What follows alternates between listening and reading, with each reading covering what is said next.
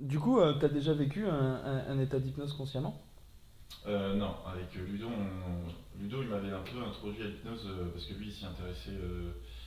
Ouais. Et donc on avait un peu commencé à s'entraîner l'un et l'autre. Bah nous c'était plus l'approche de la méthode classique.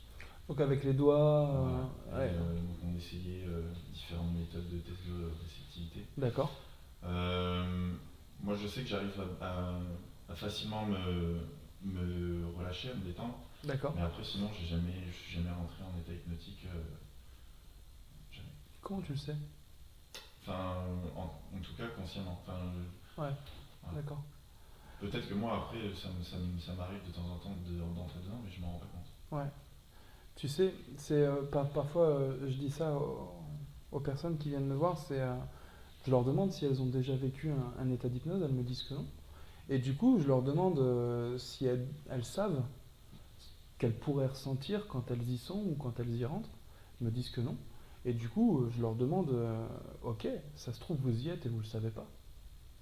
Et il y a cette réponse un petit peu de, bah ouais, en fait, c'est possible. Du coup, peut-être t'y es et tu le sais pas, puisque tu l'as jamais vraiment vécu. Quand tu n'as jamais vraiment vécu quelque chose, tu peux pas absolument dire que ça l'est ou que ça l'est pas. Puisque si c'est un état naturel, de fait, même si tu sens qu'il peut se passer quelque chose, tu n'es pas forcément obligé de comprendre complètement. Euh, Là, tu te sens dans ton état normal? Ouais. Ouais, ok. Sachant que en ce moment j'ai j'ai beaucoup de crises d'angoisse. D'accord. Voilà. Donc mon état normal c'est un état où j'essaie de relativiser et de parce que je sais que c'est des crises d'angoisse qui sont irrationnelles. Parce qu'en fait, il ne m'arrive jamais grand chose, et quand il m'arrive quelque chose, ça prend des proportions monstrueuses. Ouais. Et donc, Bah, la crise voilà. d'angoisse est jamais, est très rarement rationnelle, hein. La crise d'angoisse, c'est j'ai peur de quelque chose qui n'existe pas et souvent c'est en rapport à quelque chose qui n'existe plus. C'est hyper intéressant comme truc. En plus, il y avait quelques émotions qui passaient. On pourra peut-être le voir aussi à la vidéo si on zoome sur ton visage. Euh, on pourrait faire un test, tiens, pour voir si tu es encore dans ton état normal. Ça te dit? Ok. Ce que j'aimerais que tu fasses, c'est que tu regardes devant toi, tu mettes ta tête droite, et qu'on imagine que si la partie inconsciente, en fait, tu sais, dans l'hypnose, on appelle ça une partie inconsciente. Finalement, c'est une partie de soi très spontanée. Ça peut être lié à des émotions, mais ça peut aussi être, par exemple, quelqu'un te parle et puis instinctivement, tu fais oui de la tête. Euh, Tu réfléchis pas à ça, ça se fait tout seul. Tu rencontres quelqu'un pour la deuxième fois de ta journée, il te resserre la main, tu réfléchis pas, tu lui resserres la main. Tu dis, bah, on s'est déjà vu. Bah ouais. Mais en fait, vous vous serrez la main quand même avant d'y penser. Donc il y a souvent des mouvements comme ça qui sont très instinctifs et très spontanés. On pourrait imaginer qu'à ce moment-là, c'est très inconscient. Du coup, ce qu'on va faire, c'est qu'on va voir si ton esprit inconscient, il est déjà là d'une certaine manière. Même si esprit inconscient, ça fait un peu rencontre du troisième type. Esprit inconscient, si tu es là, j'aimerais que tu te présentes. Ça fait très bizarre hein, comme truc. Mais si cette sensation, elle peut se développer et grandir, celle où tu es focalisé comme ça, le regard, où la respiration a déjà un peu changé, le rythme est un peu différent, tu vas sentir que la tête, elle va être comme attirée vers l'avant. Ça va être une sensation très particulière parce que tu vas vraiment pouvoir laisser se faire. À ce moment-là, tu as deux choix, même trois. Soit tu résistes à ce que la tête parte, mais c'est un peu con pour l'expérience parce que tu pourrais te permettre d'y aller et que ça te fasse finalement quelque chose d'intéressant à vivre. Tu peux aussi me faire plaisir en baissant la tête, mais ça ne sert pas à grand chose. Et la troisième option, c'est simplement que tu laisses se faire et que tu ressentes ce que ça fait. Alors, tu peux fermer les yeux comme ça et finalement simplement commencer à laisser glisser à l'intérieur. C'est comme un toboggan mental. C'est comme quelque chose qui peut t'entraîner encore plus loin à l'intérieur de toi. Finalement, une sensation de descendre et de descendre. Exactement comme ça. Alors, je vais poser ma main sur ton épaule pour que tu puisses simplement revenir un petit peu, remonter tranquillement pour pas partir trop profondément tout de suite. Ok, je rouvre les yeux tranquillement. Et puis, si on peut ensemble, pendant que tu reviens à ton rythme, juste décortiquer ce petit moment pour que tu puisses dire ce que tu as ressenti, ce que tu as vécu, alors que c'était juste une conversation. Comment tu te sens? Ouais, ok. Et ça tourne un peu. Ça tourne un peu. Ouais. Bon, t'as fixé la lumière pendant un petit moment aussi. Euh, Est-ce que ça te rappelle ce que tu avais pu vivre quand tu avais testé ou c'est Ouais, différent? ouais. Quand on faisait des tests de réceptivité, ouais, quand je me relâchais complètement, ouais, c'est vraiment une sensation de relâchement total. Seulement là, c'est beaucoup plus intense. Je sens que si je secoue la tête, ça. D'accord, ok. Qu'est-ce que tu as senti de la tête qui part vers l'avant?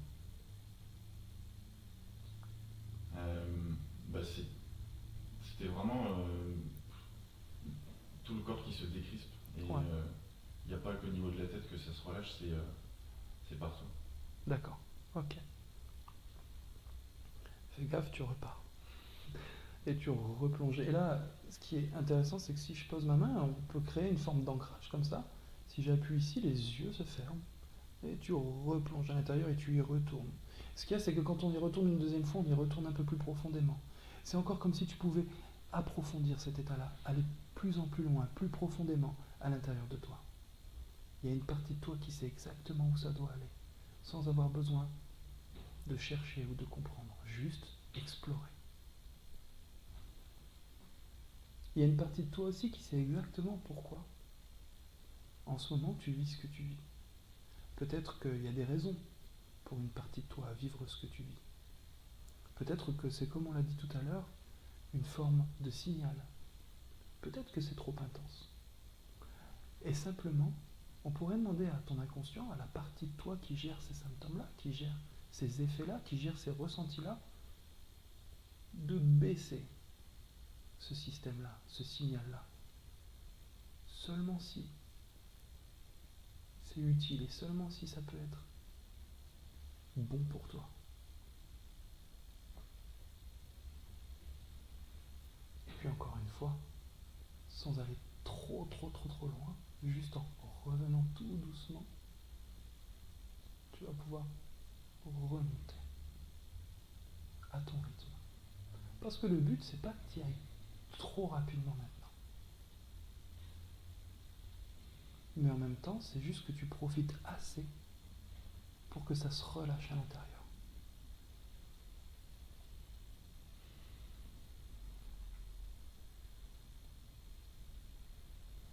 Ok.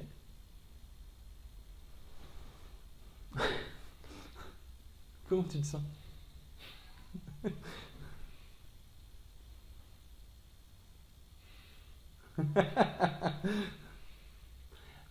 Ah, tu sais, il y a des mecs qui déconnent un peu avec ça. Et alors on pourrait passer dans l'hypnose un peu plus direct. C'est, on pourrait imaginer, hein, juste tu laisses se faire et tu vois ce qui se passe et tu me le dis. Moi, ce que j'aime, c'est l'expérimentation.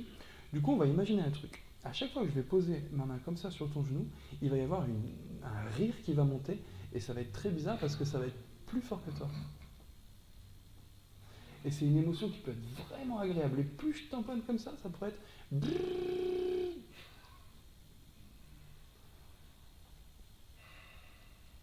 Et puis tu peux juste replonger à l'intérieur et revivre quelque chose d'hyper intéressant, d'hyper important.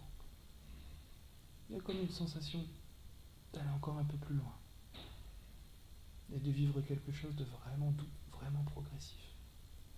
Simplement, il y a comme un chemin que la partie de toi la plus inconsciente peut te permettre de vivre si c'est vraiment intéressant, vraiment utile.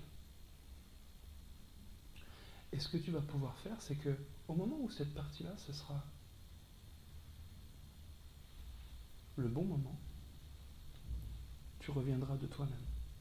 Ta tête remontera, ton corps reprendra un tonus musculaire plus habituel et tu reviendras à la conscience. Tu sentiras que ça se fait tout seul, sans forcer.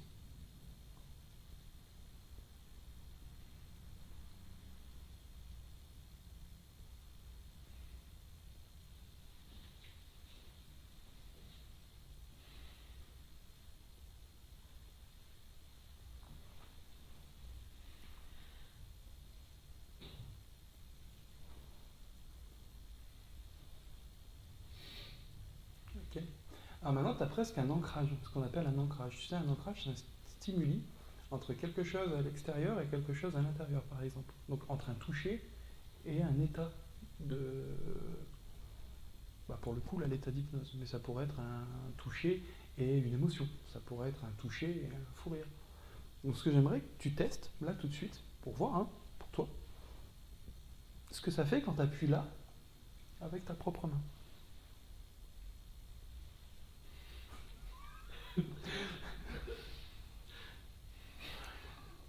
Ce que j'aimerais rajouter aussi, c'est que tu as le choix d'y aller ou pas d'y aller. Allez, même pas le toucher. Alors là, tu t'es gouré de... Tu sais, là. Mais là, tu peux revenir tranquillement. Reviens. Ah, ok. Pouf. Pas ça.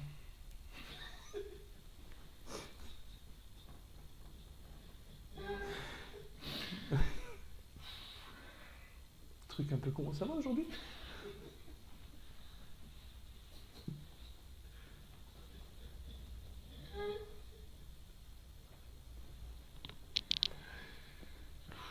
Ouf. Et ça remonte et tu reviens normal, complètement normal. Ok. Et même si je rappuie, même si je retouche cette partie-là, il peut y avoir un sourire, mais c'est tout. Ok. Tu reprends tranquillement à ton rythme, ton tonus musculaire, tu reprends contact. Voilà. Ok. Alors ça risque d'être encore une expérience un peu rigolote pendant un petit moment, hein, mais si ça te va, c'est ok. Puis dès que t'en as marre, voilà, tu passes à autre chose. Mais tu sais, c'est genre t'es dans une soirée un peu bidon et puis tu te dis, tiens, je me fais chier quand même, j'aimerais bien me fendre un peu la gueule. Touche-le. Le type raconte un truc de merde. Oh putain, elle est bonne celle-là.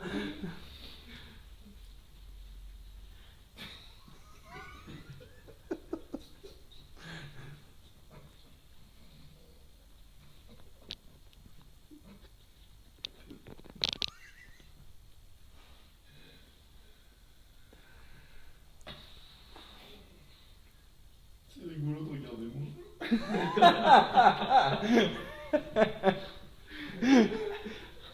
C'est le regarder qui rigole. En même temps, c'est vrai qu'il est bizarre.